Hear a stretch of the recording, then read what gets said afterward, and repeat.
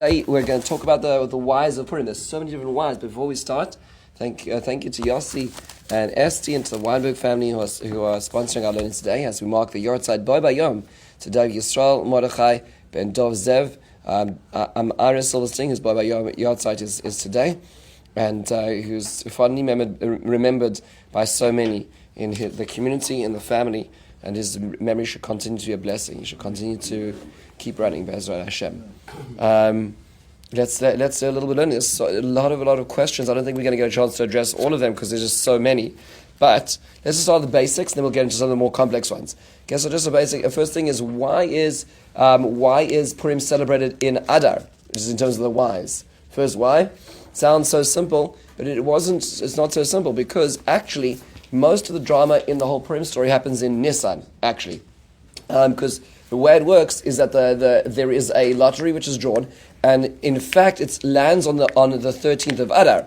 But the whole episode of the pleading and the bargaining occurs in Nisan on Pesach, which is when this is all going on. The fasting, the Leil HaSeder, and the Shnas HaMelech, all that's happening around Pesach time.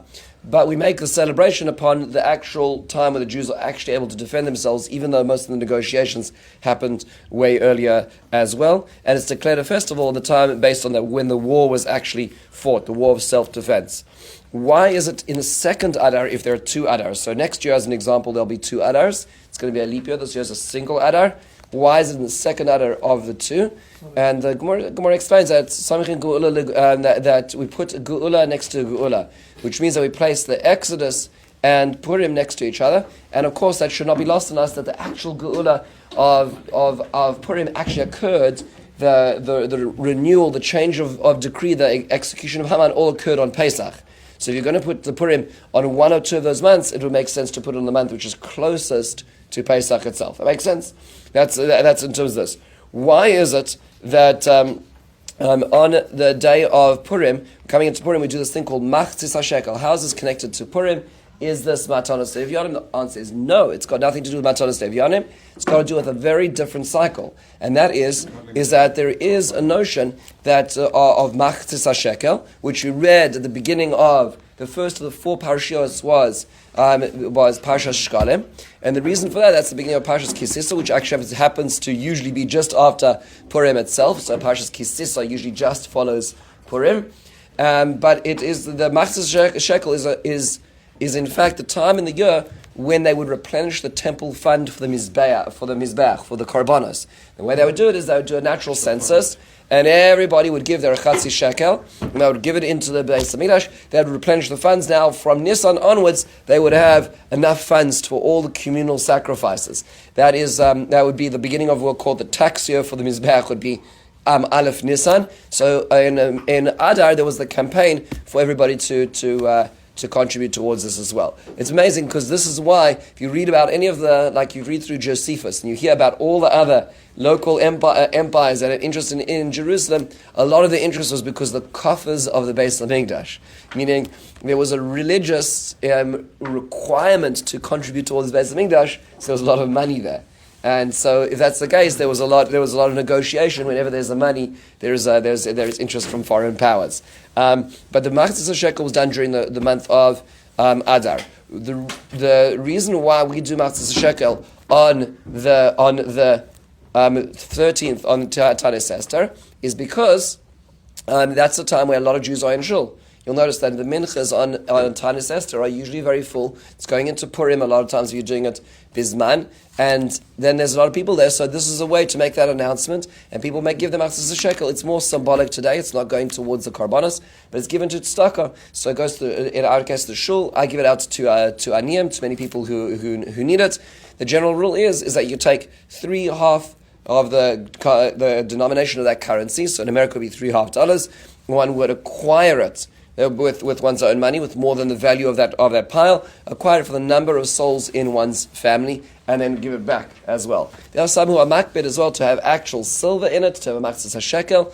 We actually in our shul have, I acquired a actual minted silver of the weight of the half shekel as well, which you can also acquire depending on the silver price, which happens to be quite high this year, and you can acquire both. If a person wants to be makbid on this, some shuls try to get a hold of the machzis hashekel, which were from before 1971, which is when they were actually, the half dollars were actually had silver content in them, no longer, but they're hard to get the collector's items today.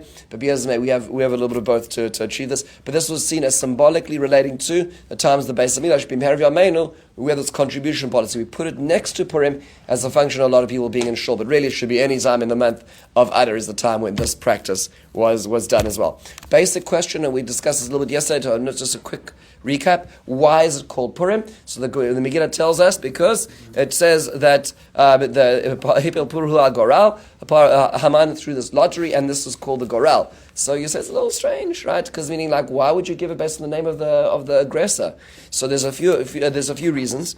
One reason is that it relates to actually the way you view reality. Is reality a give and take of happenstance, or is there actually meaning in that as well? So is it random, or is it guided by Hashem? We see in Jewish history that Goral is often used as a way to denote HaKadosh Baruch Hu in history, whether that's the division of the land, right, or whether it's on Yom Kippur, the Goralos, or the Seirim.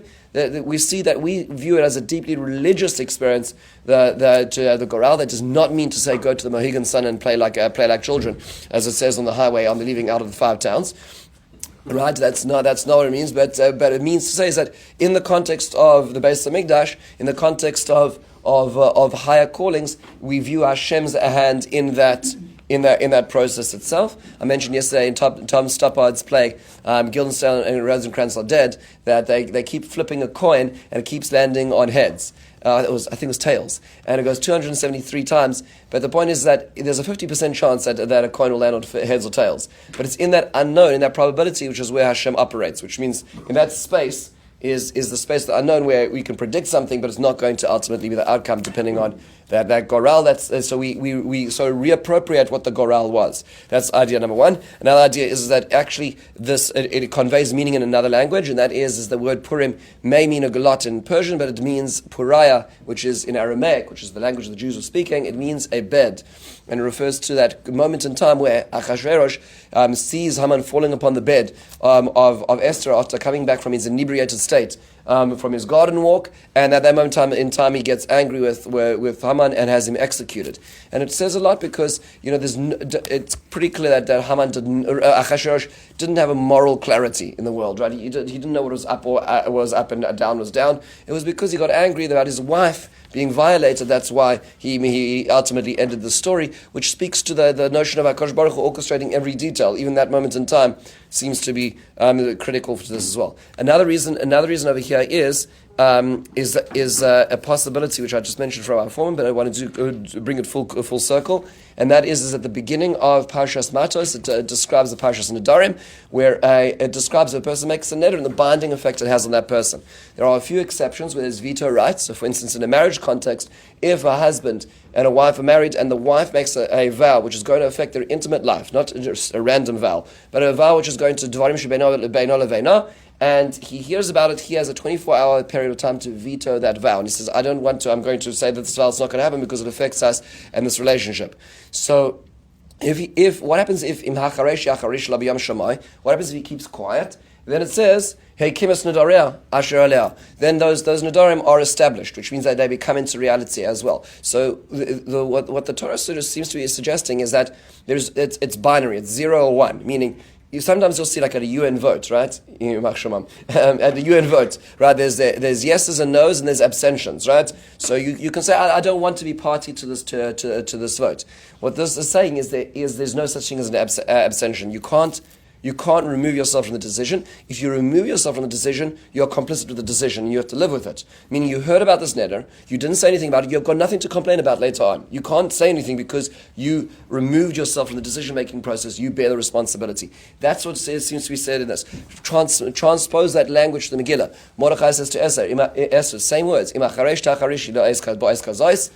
Meaning, if you're going to remain silent, there's no abstention. You can't just say, I'm going to be safe in my house. Rather, you are now complicit with the genocide itself. And therefore, you need to put your hat in the ring. And that's why, perhaps, if you look at the Pesukim at the end of the Megillah, when it describes, Haman wants to destroy the nation of Israel through his pur, then it says the next pasuk is, but Esther goes in and she decides she does not let Haman, she stands up for her nation and she avoids the decree. Al Kain, that's why they call these days Purim, Al Shem HaPur. So the observation our foreman makes, which I think is so profound, is HaPur does not refer to Haman's lottery, but it refers to the Hafara of Esther, which means that it's the same word, which is that Haman had his own pur, but she had her pur, which was her realization that silence is complicit, and therefore she was able to rectify that by actually averting that, which is a much more profound perspective as well. That's in terms of the name itself. Why is there a fast day just before Purim? It's actually a very curious question, because we call it Tanis Esther, but technically speaking, the fast of Esther was actually in Nisan. It was a 3-day fast day. We are lucky, right? It's Ramadan now, just in case you're wondering, right? So it was a 3-day fast day before her ascent to the king's chambers. And that was the real Tanis Esther. We, as a commemoration of that, put together, because if we were to be fasting in Nisan, it would not connect to this. We're connecting the dots between historically what happened and the outcome.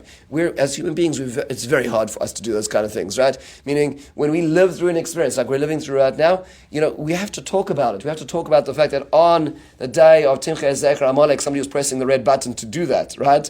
And that Khomeini, which is the Hey Mem Nun, actually is in his name of Haman, was being eradicated on that day. But we as human beings have a difficulty connecting those dots. So ritually, what was done is that we fast the fast which led to that redemption, which was actually 11 months prior, and attach it to the festival of salvation, which is when it happens.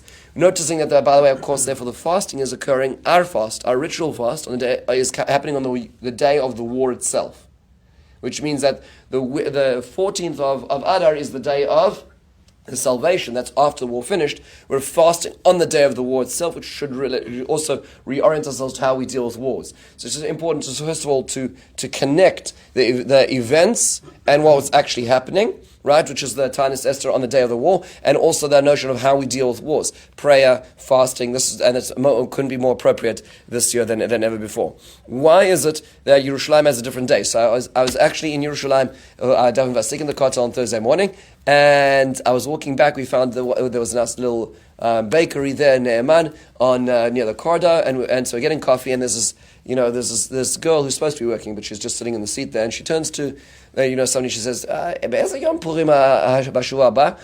day is Purim in the next week? And in the way it works in Israel is that even if you aren't asked the question, everybody responds, right?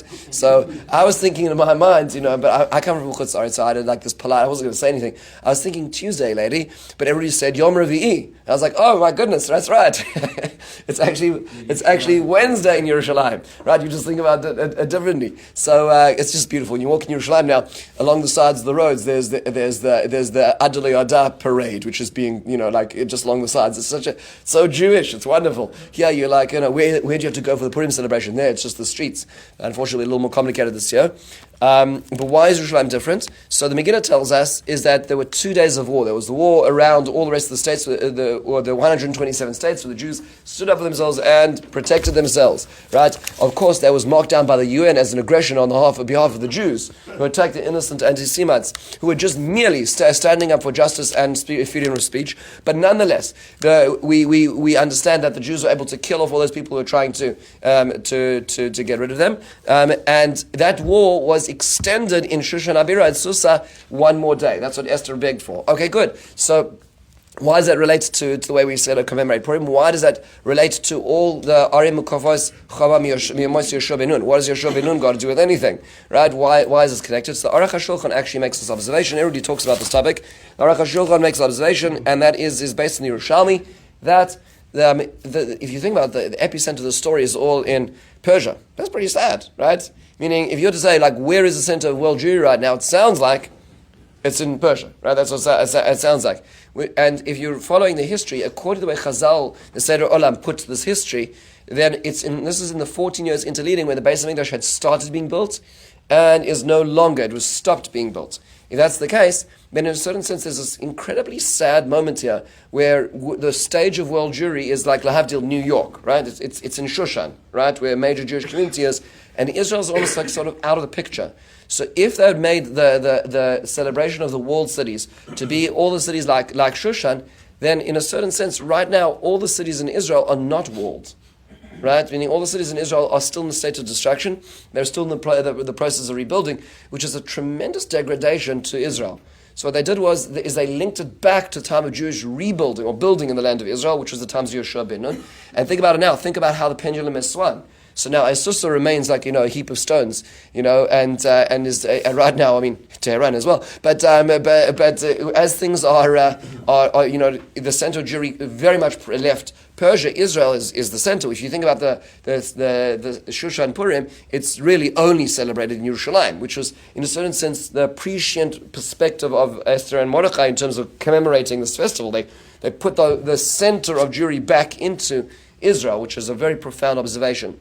There are other commentaries who also make the observation that, let's say you look at the Ramban and the Ran, Rabbeinu Nissim, also say that perhaps some of the Jews felt more comfortable, protected in walled cities, and they needed, therefore, to be identified as places where they would have been also vulnerable. They could not rely necessarily on the strength of their walls as an example as well. A lot of interesting observations. Why is that people dress up on Purim? Oh, it's so much fun. So one of the reasons is that because the Megillah very clearly does not have Hashem's name in it at all. Mordechai and Esther wrote the Megillah, but they do not say Hashem whatsoever. There's a lot of Hamelech, and in fact a lot of Megillahs have Hamelech at the top word of every column as Megillah Hamelech, but there is no Hashem, so to speak. So we have to do a little bit of analysis to see beneath the surface, which is the costume, right?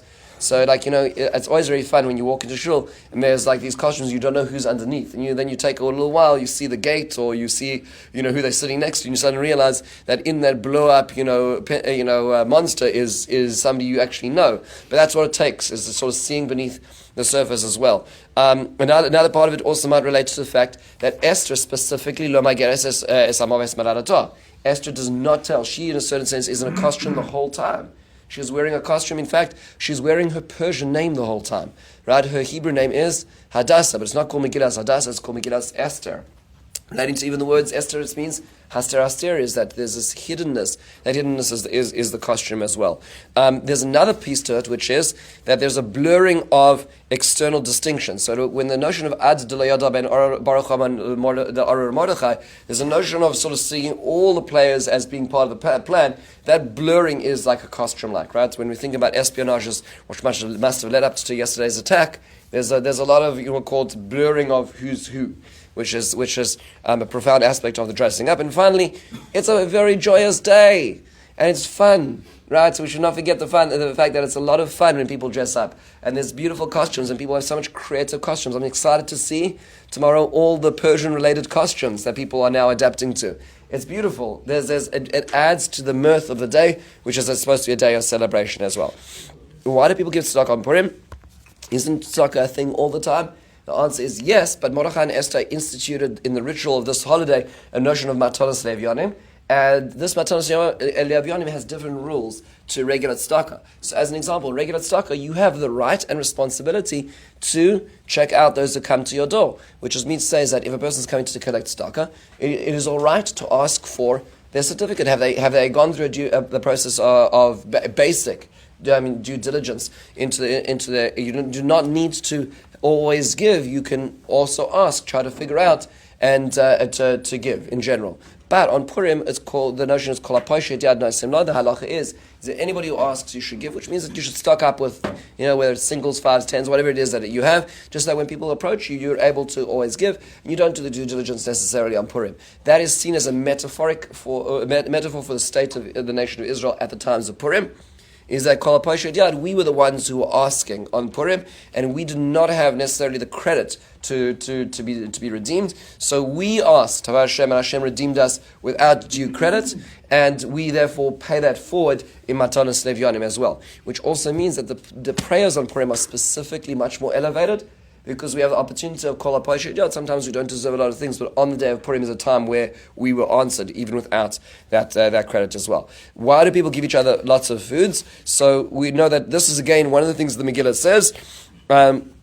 The Megillah says that we need to give matanos levyonim and mishloach manos ish l're'ehu. That there's specific gifts to one another. Why is that we give food? So one of the reasons that's most basic is to help with the other mitzvah of the day, which is the seudah.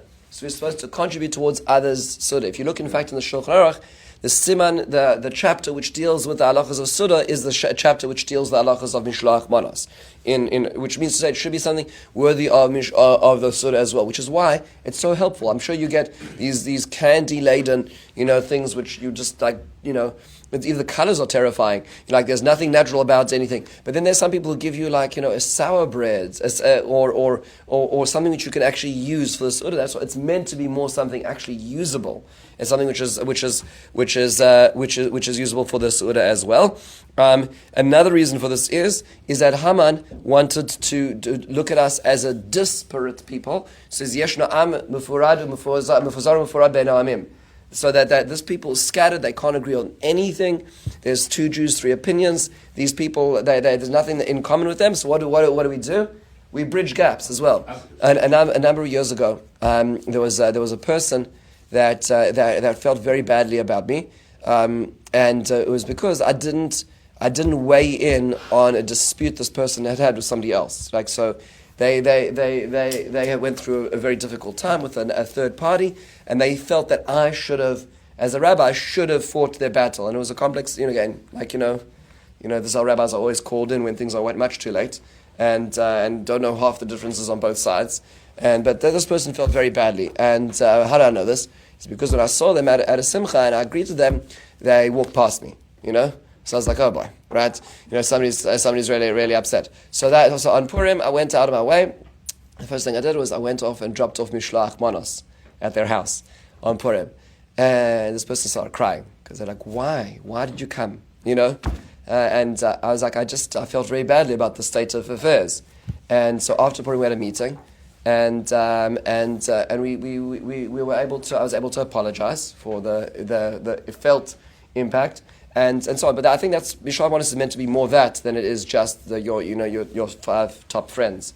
It's meant to be as well a way of bringing people together, and it's very difficult, but it's meant to be something where you also connect with people perhaps who also might not be receiving Mishloach Manos from other people as well. Like you could think about the people who are living alone and perhaps don't necessarily get so much. That's what Mishloach Manos is meant to be. And so just in terms of reorienting oneself. On the same note, the Rambam says that if one has to do an accounting for how much one spends on Mishloach Manos and one spends on Matanos Levyonim, the Matanos Levyonim should be higher than the Mishloach Manos as well. So getting all the cool themed stuff is great, but make sure that one just accounts for that number and make sure that the Matanos Levyonim is more than that number as well. Why do we read Megillah at night and at day? This is really fascinating. The Gemara tells us, this is based on the Gemara in Megillah Daf Daled Amud. It says in the name of Yeshua ben Levi, Chayav Ram Nikras Megillah Balayla V'Lishana Yom Shene'emar, as it says, Elokai Ekra Yomam V'Lo Isane V'Layla V'Lo Dumiyali HaKadosh Baruch Hu. I'm calling out at night, and it's quiet, and at night, and there's no response. And so this is so it sounds as calling out is relevant. Now, why this pasuk? The reason is because this pasuk comes from Perek Chaf Beis in Tehillim, the 22nd chapter in Tehillim, which we know to be the Lametzech al Ayeles Hashachar Mizmor David. Ayeles Hashachar, identified in the Midrash, is referring to Esther, and the second pasuk is Kaili Kaili Lama Azavtani, Hashem, why have you left me? So that being the case, if you think about it, then it's actually, you can hear Esther's words identified as Esther before the redemption. So we did this yesterday before Mincha when we were doing Tehillim together. But to go back to Esther's words, and the third pasuk is Hashem, I call out at night and I'm not answered, I call out at day and there's no response. Which means to say is that she's feeling abandoned. So in our commemoration of the miracle, we commemorate the answer both at night and at day. Meaning the Gemara just seems to quote this pasuk, but with a little bit of depth, you realize why this pasuk is so relevant to the restoration which occurs as well. Tosfos points out, by the way, interestingly enough, that the kriya during the day is the primary one. I know a lot of people always think the night, because that's when the costumes come out, the breakfast is about to happen, and it's so exciting. but really the primary one is in the day, which is why when the other mitzvahs are done, all the other mitzvahs are done only in the day, which is why the Shechianu in the morning actually refers to the rest of the mitzvahs as well, because that's the time when it's seen as the primary, when it's more revealed as well. Why do people drink on Purim? So there are a number of reasons. The Gemara tells us, the Gemara describes that a person is meant to get inebriated of sorts, and this is perhaps one of the most famous Gemaras that people ever quote, because this is where halacha becomes the umbrella for personal, hedonism. But nonetheless, one has to understand why is this. This is paskin in Shulchan Aruch, and although the Shulchan Aruch says this, the Rama adds on that should not be a time of halulus. If it's meant to be a person who's drinking yosei milimudai, which means that if you on a regular kiddush on a Friday night, you have a cup and a half. You have enough to become a little bit more. Flexible. There's a number of reasons for this. One of them is because all the miracles in Purim came about in the context of alcohol, right? I just doubt there was ever a moment in the Megillah that Achashverosh ever really was, in a state of sobriety, right? But it seems to be he was just slushed the whole way through, right? So they say it's Purim Mishulash in Yerushalayim, it's Purim Shlushed, right? Everybody's just like, there's 3 days of unabated drinking. But that's one of the reasons is to commemorate the way in which the miracle actually occurred. But in addition, it's a time of happiness.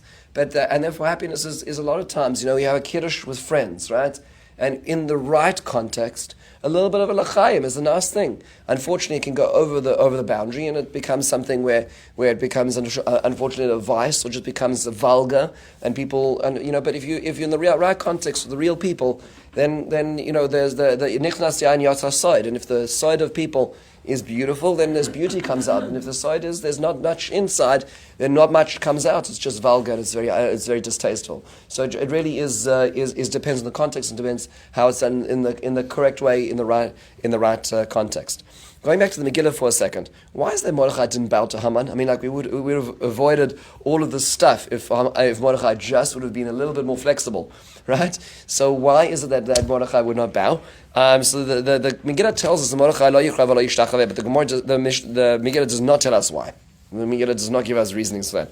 So why is it that he didn't bow? The famous thing we're told, because Rashi quotes this as the Midrash based on Esther Rabbah, is that he was wearing a avodah zarah. He was wearing some sort of pagan, we'll call it symbol on his or whether around his neck, or he himself was a pagan deity.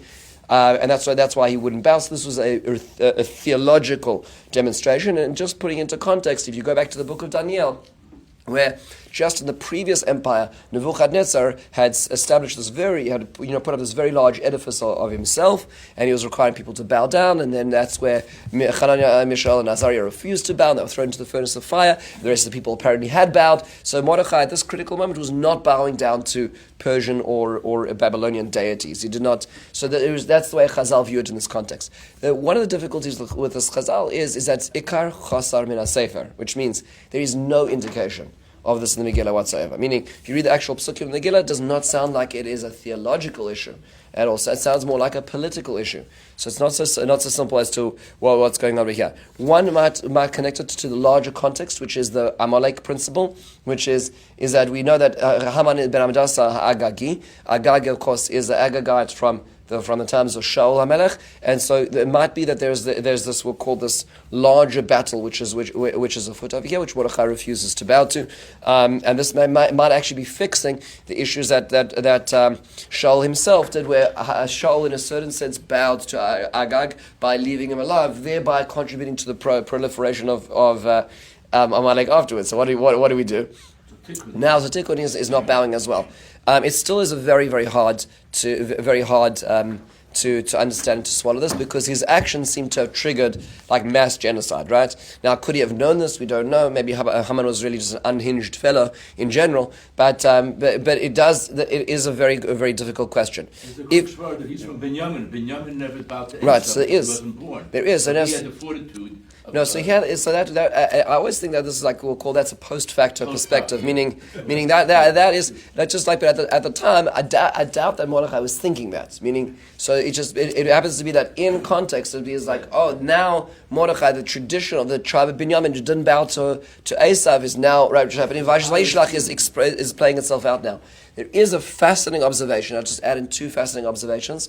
One fascinating observation is that, our foreman, actually I was at the source of working on this piece on Purim with him, and that is that the Medrash actually makes the observation based on the language of the way it describes Mordechai's constant refusal to bow, yom yom, to the refusal of Yosef to submit to the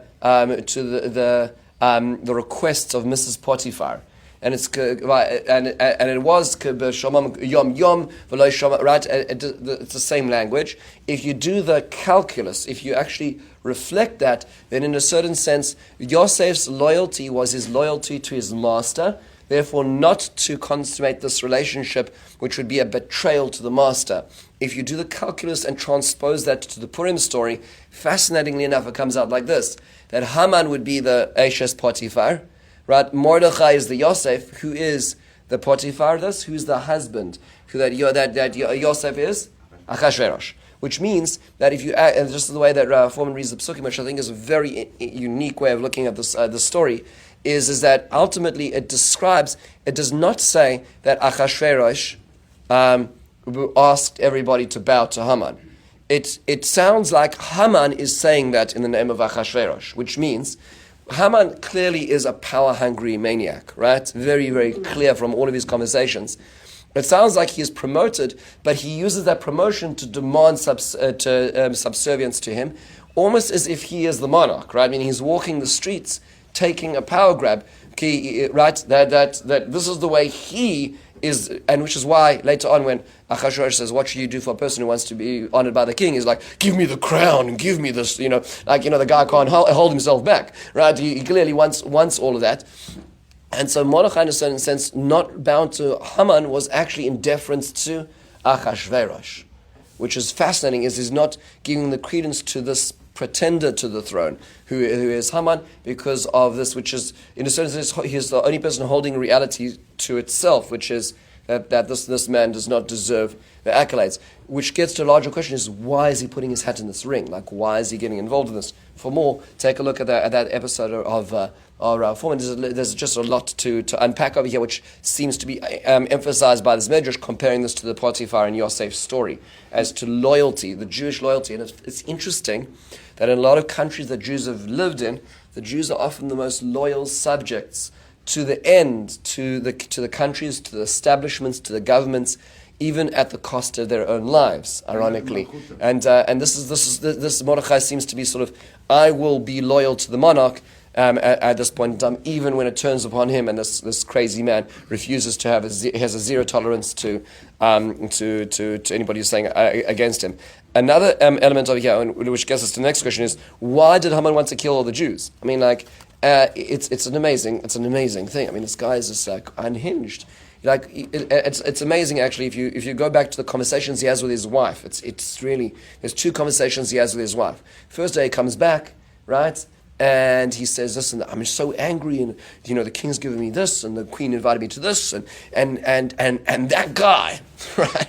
And that guy won't bow to me." And so they're like, "Oh, you know what you should do?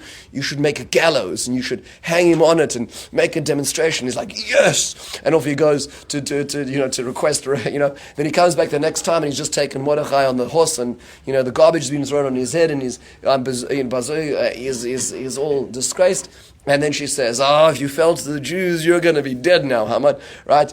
It's amazing. Like you would expect, him to be married to somebody who would actually tell him the right thing, which would be the reversal. When he comes back and he says, like the king, "I'm so rich, I'm so big, I'm so this, I'm so that," and there's this one guy, what should she have said? She said, "You silly boy, sit down," right? Slap, slap, slap. Catch a hold on reality, and get back, go back out there. Ignore him. Who cares? Execute him. Do whatever you want. Just don't. Why are you making a big deal of it? But clearly, he surrounded himself with the sycophants, right? Meaning clearly he surrounded himself with people who kind of like carry on, patting him on the back depending on which direction he's going. If he's going up, they say, good job, keep going up. It's like she took gasoline and threw it onto his fire, right? This whole gallows business. So he surrounded himself by people like that because he seems to be a power maniac. He's a crazy man. He seems to be some sort of crazy man. At the same time, it seems to be that is that he has a zero tolerance to he has everything, but he has a zero tolerance to this. That seems to be on the personal character. He's a deeply flawed human being. But there also seems to be coming back to the Mordechai Binyamin conflict, which comes back in the larger idea, the Amalek ideology of seeing Mordechai as a reflection of all of Jews. You think about this for a second. When you're on an airplane, right, and you have a very nasty steward or stewardess, right? So you say, Delta, United, LL, what a bad airline, right? Now, how does your experience is with the one person on the ABC aisle in your specific section. That's as much as your experience of LL right now, right? But you view them, so he's doing the same thing, and this is how anti-Semites seem to do it. It's like, there's one Jew, and he's all the Jews, right? This reflects all of Jewry. That's the transposition, which is completely illegitimate, but is the way he uses as the collective punishment. There's another very fascinating idea over here, which is that Yalkut Shimoni describes to us that when this is part of a larger ploy in history, and that is if you read Sefer Ezra, it describes how the Cyrus the Great, who is the Persian emperor, allowed the Jews back to their homeland in Judea. They come back to the land of Judea, they start rebuilding the temple, and there's this whole bunch of people who are there who were sort of new inhabitants who kind of came in around the time of when the Assyrians exiled the nation of Israel in their multiple tours of duty. And so they come along and they say, we're the natural inhabitants. We want a part of this Mikdash. The Jews say, not really. We're actually the natural inhabitants. Yeah, but thank you so much. We'll carry on with our work.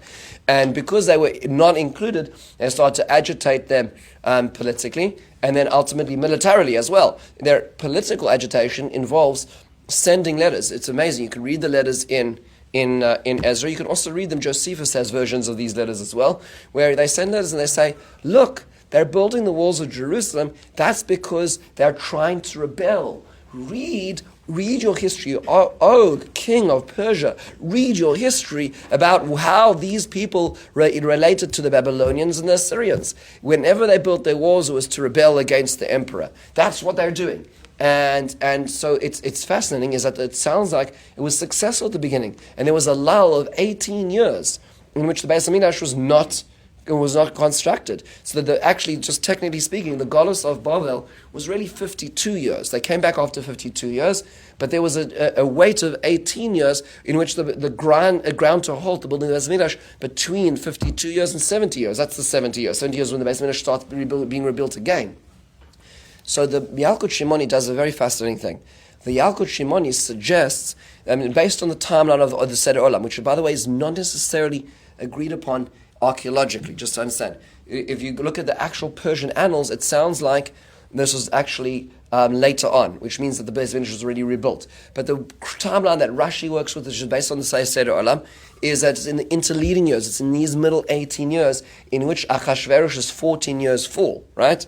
If that's the case, then he says, well, who were the people who were agitating? We know the agitators on the Israel side, but who are the agitators? Who was sending the letters and who was, so to speak, moving the political wheels in Persia to stop the building in the land of Judea? That was the sons of Haman. Right? So the Medrash sort of attributes this process to Haman and says, the Medrash goes so far as to suggest that Mordechai, therefore, was actually an emissary from the land of Israel to try to create political negotiation for the rebuilding of the Beis Hamikdash in Israel, which means that this entire process takes on a renewed perspective, is that the argument or the agitation between Haman and Mordechai is not simply about some psychologically flawed individual and a Jew. It's actually about the language of the Megillah is al chatzia malchus, which is the halfway in the kingdom, which refers to Israel, is the rebuilding in Israel, which is what's at stake over here, which is perhaps the lack of bowing, and the hate is much more amplified than seemingly just a personal conflict, which seems to be going on over here. Really, a lot to be said over here. The last question of the why, and there's so many more we could ask, but just for today, because of the sake of time, why is it that Mordechai and Esther didn't just stop the genocide? Like, why couldn't they just stop the law? Like, the Jews are supposed to be killed, so they should say, this is revoke the law. So the answer is, they did ask for that. And they begged for that at the beginning of Parak Ches, and they didn't get that. Why could they not get that? Because the Megillah tells us that anything which is they asked the Hashiv Asfarim, but to return those edicts. But the Megillah tells us that anything which is signed by the signet of the king, it cannot be retracted. It cannot be retracted, which is what the Persian law is. Why is that the Persian law? So it seems to be related to whether it's the ego or the standing of the Persian emperor. That if the king sends a law and retracts a law, then it's going to be very diminishing. He's the sort of the sun of the heavens. He's the moon of the skies. He's the man who is seen as the sort of demigod of power. And the moment he starts equivocating, it's seen as a really bad thing. So therefore, there's no way to retract this law itself. So what do? So they send another law, which is going to now not contradict it, but allow a response to the first law. That's an amazing sort of loophole they found in this. Just to understand this for a second, how this works. This is really critical as to why it is that we read in the Megillah a number of psukim aloud, and some of them are the psukim about how Mordechai goes out bilavush, and he goes and describes his elaborate clothing and and everybody says those psukim aloud. These are moments of redemption. Why is it that pasuk a moment of redemption? Very simple. Imagine that you lived off in Haidu, right? You were the Persian, mayor of the city of Mumbai, Haidu, right? And there you are. You don't really know so much about Jews. There's a few of them. There's like a Chabad in downtown Mumbai. But other than that, that's not what you're dealing with, right? You're dealing with, the drug trade of from China, you got other things on your mind. And suddenly you get an edict from the king of Persia, and he says to eradicate all the Jews. And you're like, oh, so you put it on the calendar, you make an announcement in the local town hall, and you say, listen, everybody, in a few months' time, we're going to just kill out all the Jews. Everybody's, okay, yeah, and all the anti-Semites who had been passed over for their jobs, and, because the Jews excelled, and they were, even though they weren't part of the DEI program, but nonetheless, they're all very excited about this. So, okay, and then, a month or two later, you get another edict from the king, and it says the Jews can defend themselves and kill the anti-Semites, You're like, what is going on in Shushan? You put it on the notice board, but I have my police force of 3 officers in my little shtot over here. What do I do on this day of the 13th of Adar, right? What am I going to do? Where am I going to deploy my forces? So what you do is you send a telegram back to your cousin who lives in Shushan, and you say, listen, tell me something. Who's in charge in Shushan now? Right? Because you're like, this is very confusing. I want to be on the right side of the government, but I don't know what the right side of the government is, right? Are we killing the Jews, or the Jews killing their enemies? And they say, well, there was a parade yesterday, and it says, and everybody's celebrating the Jews. You're like, okay, I got it. Thank you so much. That has resolved the issue. So now now that the local governance will not understand which way this is swinging. But that's probably what happened, which is why this is so critical to the story itself. Just understand this. Why could they not return theologically? Why could they not change the law? And it seems to be speaking to the very notion is that Hashem is acting completely within the constraints of nature. He's not breaking the law. He's not breaking the natural law of the land, whether it's nature or even the Persian law itself. He is operating, the miracle itself happens completely within the constraints of nature and natural law, even the Persian law, and that's where the redemption seems to happen. And that is how we see miracles today all the time. We don't see miracles with the skies opening, the music playing. We see it with cyber attacks where the entire military goes down. We see it with subterfuge, with espionage. We see it today. That's where Hashem interacts within that system, which requires a lot more assessment, a lot more analysis, a lot more appreciation. And that's what the Megillah is saying itself as well. So we're going to hold it here because there's a lot more why questions, but these are just some of the ones, whether it's within the Megillah, within Purim itself. Anybody want to add any other whys that they think that they would like to, just to today? Why? Yes. The Machzis HaShekel given on Hanukkah Yes. is also because the Machzis HaShekel went against the 10,000. Beautiful, yes. So very good. So the Midrash says that, exactly. Good. So our shekel is, and so it's attached to it. Esther, yeah. Wait, I just want to know what you said again about why the Megillah is more of a requirement in the morning than we all went when we were young, only at night. Yeah, I know. Suddenly we had to go also. I know. I'm curious why that. Tosa says this. It seems to be that that's because all the mitzvahs of Purim are B'yom. That's what the Tosa says. It seems to us there's more of a Pirsumei Nisa there, right? I would say just like philosophically, it's the more revealed time where Hashem is revealed. Meaning, right? So it requires a lot more emunah to see that at night. It's in the day when sort of things have become clearer, which is where we see it as well. But that's theologically. Dr. Noam. Since Mordechai was Ish Yemini, some people relate to the Pasuk Imesh Chatishlam Tishach Yemini. He was a person who was, really interesting. Beautiful. That's beautiful. Excellent.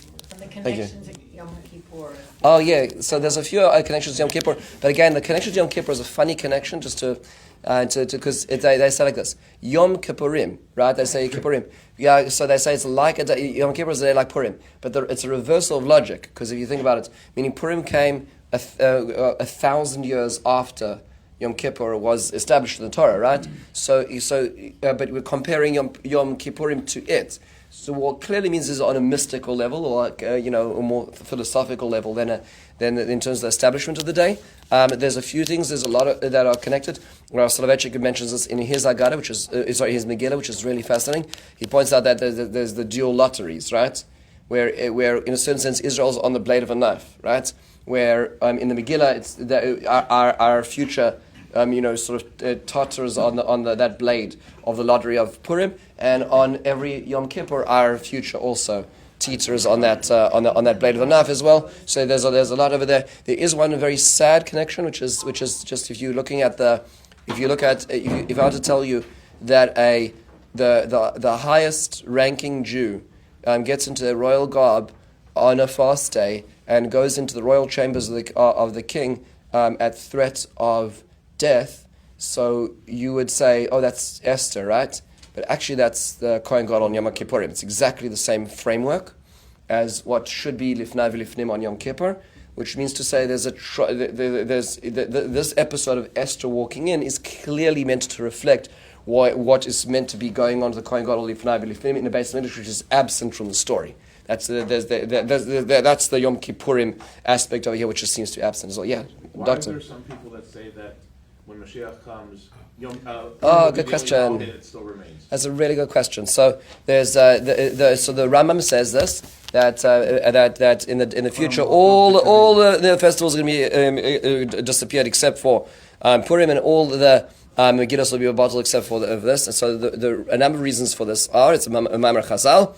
I'll read for you from the Sefer Tamei Menagim. He says an interesting thing. He says, "Lefi shebepurim nifal eidei Mordechai ve'Esther shemoach hachachma niskale u'mofia al kol halamas kol hayom ve'orazu nisheres lanu lekol hadoros shebechol shana v'shana." So this is very Kabbalistic. His observation is that we have an understanding of the machinations of God in history on Purim like we don't have at any other time. And that awareness, we call it open-mindedness to understanding what God's doing in the world, happens on Purim. Folks, if we haven't been seeing it right now, then right now as we're living, we're missing it. That's the explanation that he gives. And he says, refers to a time that will happen actually on Purim as well.